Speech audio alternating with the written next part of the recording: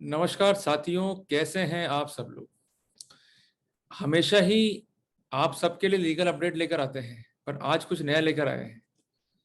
मैं जयपुर राजस्थान से एक साइबर एक्सपर्ट से आप सबका आज परिचय कराने वाला हूं, जिन्होंने ट्रांसक्रिप्शन या एंटी करप्शन में जो वॉइस का छेड़छाड़ होती है, जिसको हम कहते हैं स्पेक्ट्रोस्कोपी, या सीडी की जो प्रॉपर्टीज हैं उसका स्पेसिफिकेशन, इस संबंध में जो है योग्यता हासिल करी है और काफी लंबे समय से A1 कंप्यूटर के माध्यम से आप अपनी सेवाएं जो है वो जयपुर में दे रहे हैं।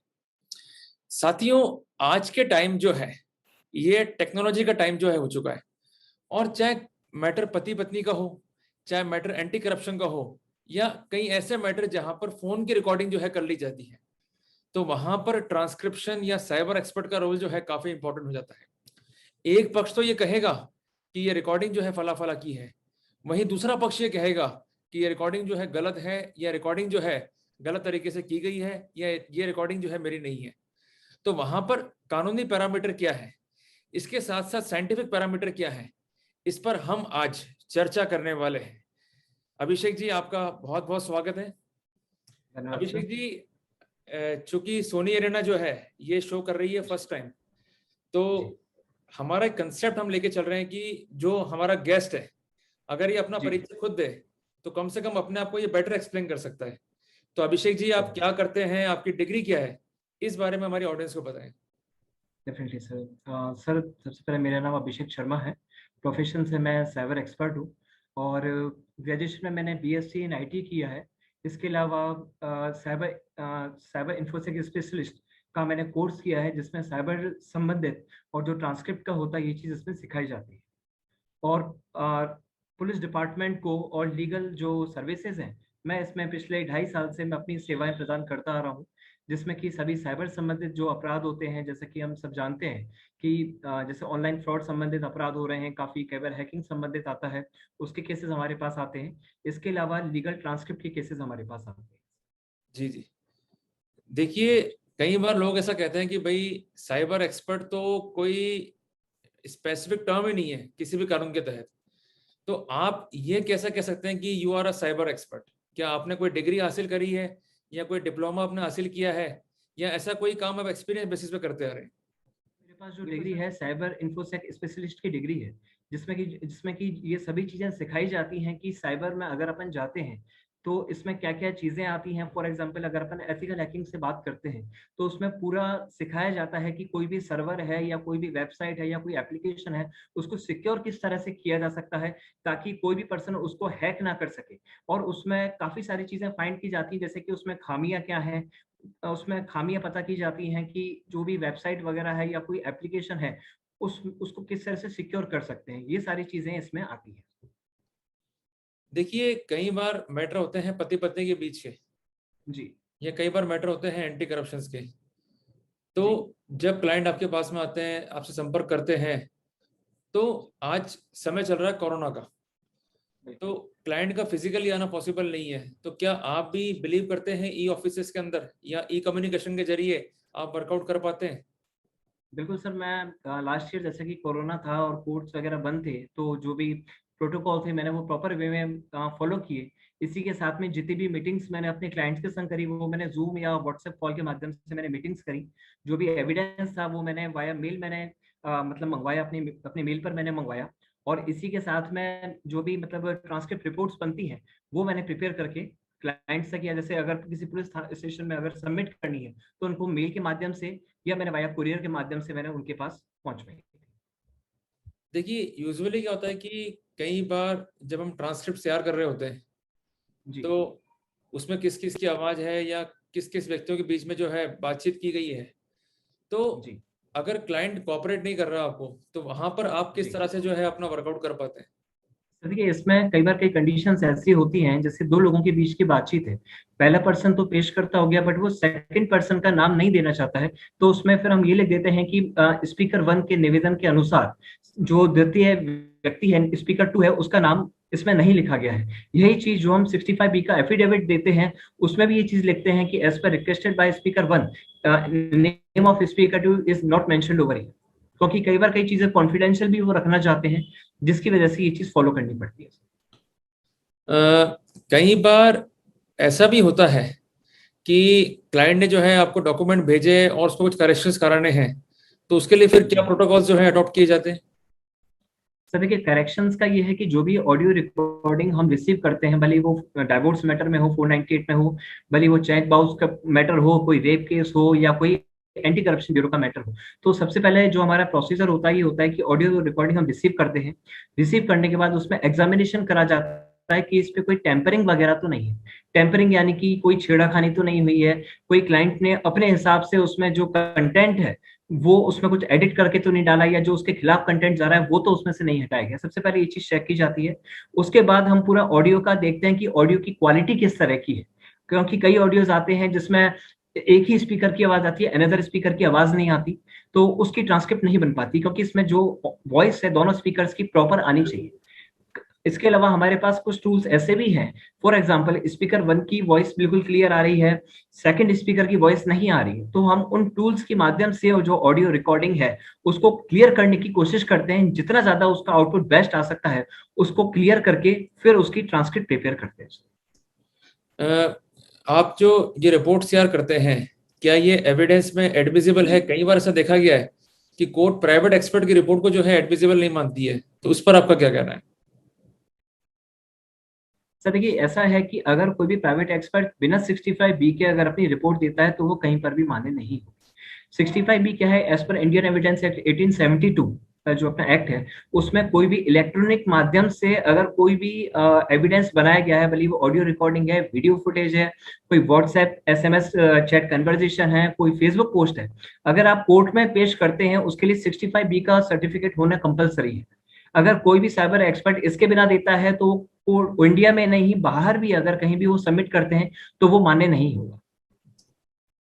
अभिषेक जी, आपने कितने केसों में जो है रिपोर्ट दी है अपनी, अगर एक प्रोस्पेक्टिव हम सर मान मोर लेते हैं? सर मोर देन मैंने अभी 350 केसेस में वर्क किया है विद इन लास्ट 2.5 years, और सभी में 65B भी दिया है। कई बार ऐसा भी होता है कि पुलिस थाने में भी बयान के लिए बुलाया जाता है, वहां भी मेरे बयान हुए हैं। कई बार कोर्ट में भी बयान के लिए बुलाया जाता है, तो उसमें भी हम बयान ले जाते ऐसा हैं। कभी जी आपका एक्सपीरियंस रहा है, हालांकि मुझे नहीं पूछना चाहिए, प्रोफेशनल इशू रहते नहीं हैं, नहीं, बताएं कि प्लीज। कोर्ट ने जी आपकी एविडेंस को जो है रिजेक्ट किया हो, या कोर्ट ने कहा हो भाई हम आपकी एविडेंस को नहीं पढ़ पाएंगे? नहीं सर, आज तक तो ऐसा नहीं हुआ। हाँ, पर एक एक रेप केस है जिसमें जो अपोजिट पार्टी थी उन्होंने ये कहा कि जो ऑडियो ट्रांसक्रिप्ट आपने बनाई है, हो सकता है इसमें आपने पार्टी के कहे अनुसार बनाई हो, क्योंकि आपने उनसे फीस ली है, मेरे बयान हुए थे। तो मैंने उसमें यही कहा, मैंने कहा सर अगर आपको किसी तरह का डाउट है तो मैं कोर्ट से निवेदन ये करूंगा कि मेरी जो ये ट्रांसक्रिप्ट की रिपोर्ट है इसको फॉरेंसिक डिपार्टमेंट भेजा जाए और इसकी पूर्ण रूप से इसकी एग्जामिनेशन कराई जाए। जो भी मैंने ऑडियो रिकॉर्डिंग में लिखा है वही सारी चीजें मैंने इस अपनी ट्रांसक्रिप्ट रिपोर्ट में लिखी है। अगर इसके अलावा कुछ भी इसमें गलत पाया जाता है अगर मेरी तरफ से, तो जो भी कोर्ट के थ्रू जो भी पेनल्टी या जो भी दंड होगा उसके लिए मैं एक्सेप्ट करने के लिए मैं तैयार एक बात हमारी ऑडियंस को आप और बताएं कि हूँ। जी कई बार ये देखा गया है कि कुछ लोग, भले वो किसी भी पेशे में हो, और खासकर जी बात है जी साइबर एक्सपर्ट्स की, तो जी पार्टीज जो है इन्फ्लुएंस करने की कोशिश करती है कि साहब आप जो है पैसे ज्यादा लेकर हमारे पक्ष में रिपोर्ट बना दें, या जी अनएथिकल प्रैक्टिस जो है फॉलो की जाती है पैसा कमाने के लिए। जी तो क्या जी जी। A1 कंप्यूटर सेंटर भी ऐसी स्थितियों पर या ऐसे एथिक्स पर जो है वर्कआउट करता है? नहीं सर, आज तक तो किसी भी इस तरह की चीज पे हमने वर्क नहीं किया है। बिल्कुल आपकी बात का कहना बिल्कुल सही है। कई बार कई लोग आते हैं कहते हैं कि सर आप हमारे फेवर में रिपोर्ट बनाइए, तो उसमें सीधा एक जवाब होता है नो, हम इस चीज में आपकी कोई भी हेल्प नहीं कर सकते हैं। क्योंकि सर चीज ये होती है, जो भी हम रिपोर्ट बनाते हैं, और मैं एक रिपोर्ट में नहीं कह रहा, मैं तो कोर्ट को खुद कहता हूं जो भी अगर केसेस हम दे रहे हैं, अगर आप चाहें तो आप कोई भी केस मेरे आज तक के जो भी हैं आप उनको फॉरेंसिक डिपार्टमेंट भेजिए। किसी भी डिपार्टमेंट में 1% भी आपको ऑब्जेक्शन का कोई पॉइंट नहीं मिलेगा, क्योंकि जो भी मैंने सुना है वही चीज मैंने अपनी ट्रांसक्रिप्ट रिपोर्ट में बनाई है। उसके अलावा एक शब्द भी अपनी तरफ से आज तक नहीं लिखा। बहुत बढ़िया अभिषेक जी।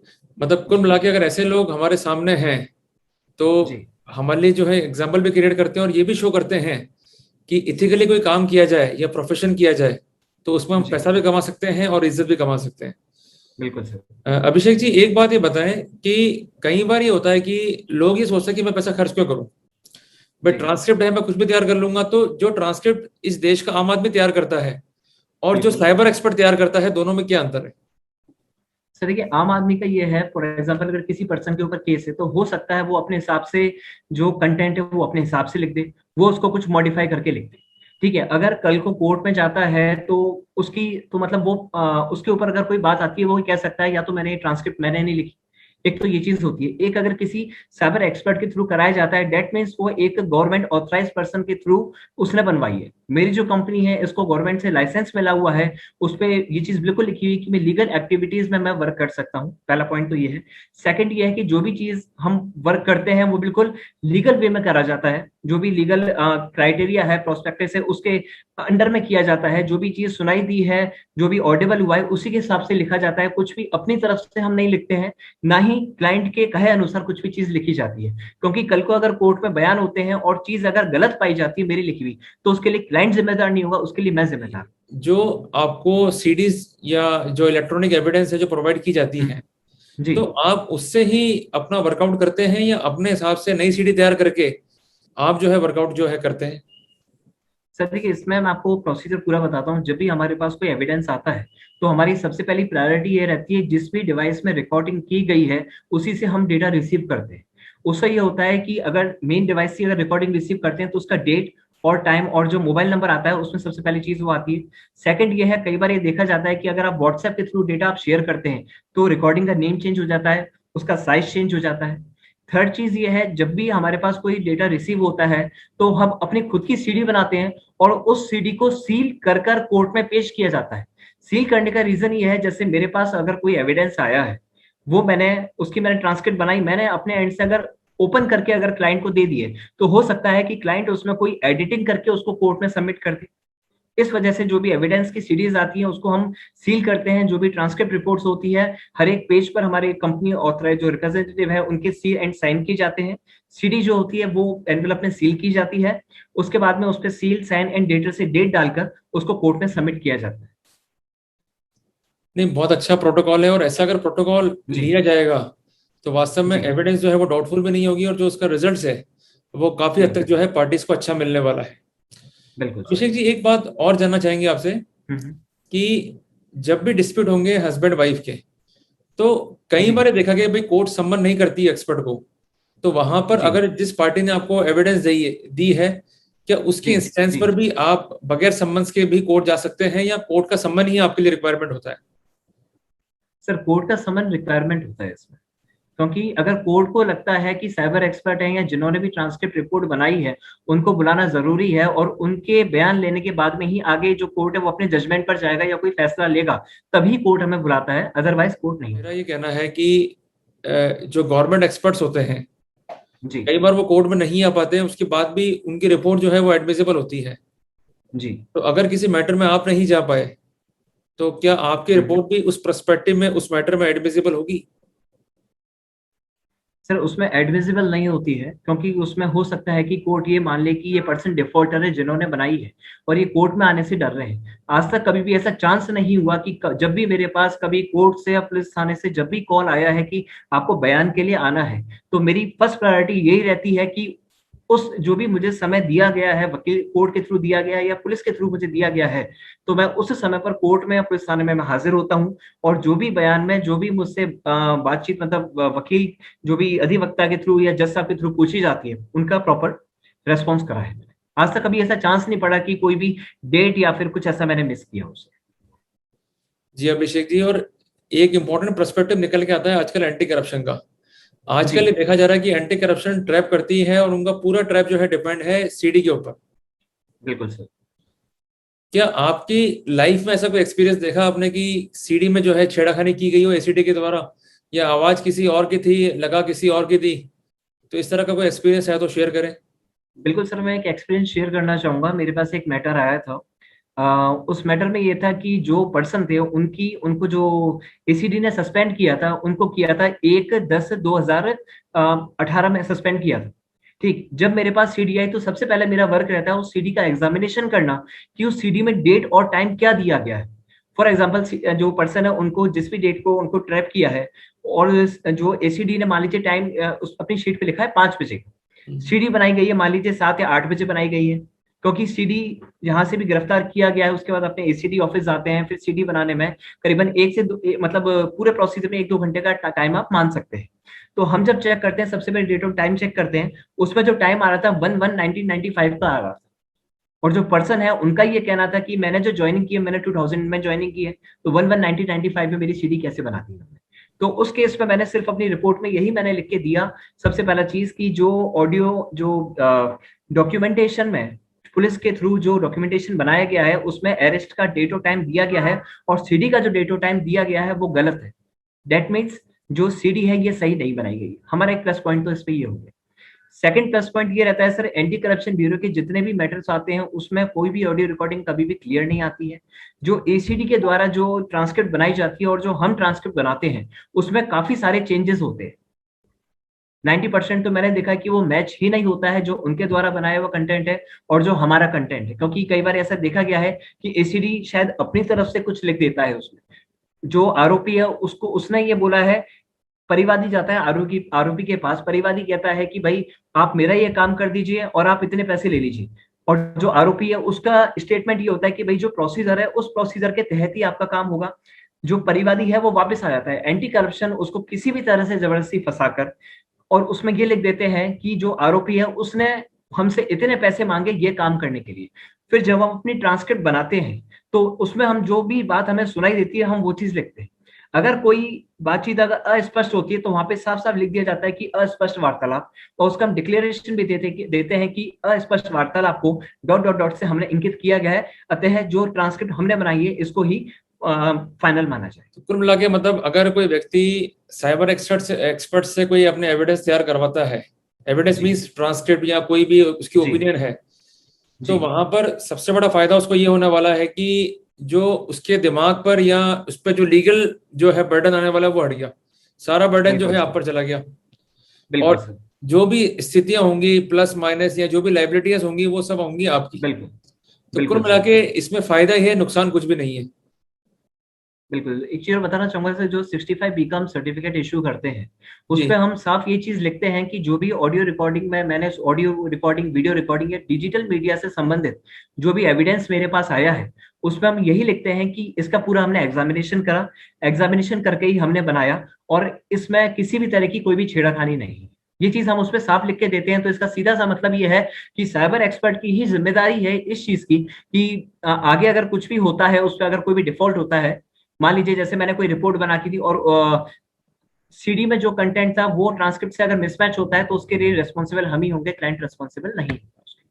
तो कुल लगे मतलब हर क्लाइंट को ये चाहिए कि जब वो केस लड़ रहा है और उसके पास इस तरह की एविडेंस है तो कम से कम एक्सपर्ट की राय लें, तो उससे काफी हद तक आपको इजी हो जाएगा। और कुछ गड़बड़ी हो भी गई है तो जिम्मेदारी जो है एक्सपर्ट की होगी, आपकी कोर्ट में नहीं। बिल्कुल।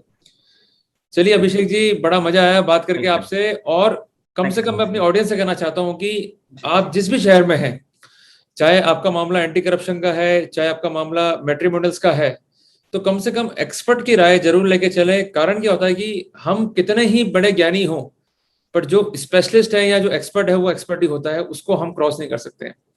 तो अभिषेक जी आपका बहुत बहुत धन्यवाद, आपका हमने कीमती समय लिया। धन्यवाद सर। आज हम एक इम्पॉर्टेंट डिस्कस पर जो है पहुंचे और जहां हमने ये जाना कि किस तरह से हम वर्कआउट कर सकते हैं, किस तरह से हम अपनी बेसिक प्रॉब्लम्स को जो इलेक्ट्रॉनिक जगत की है या आईटी सेक्टर की है, हम कैसे अपने आप को जो है उससे प्रोटेक्ट करते हुए अपने लीगल राइट्स को जो है सिक्योर कर सकते हैं।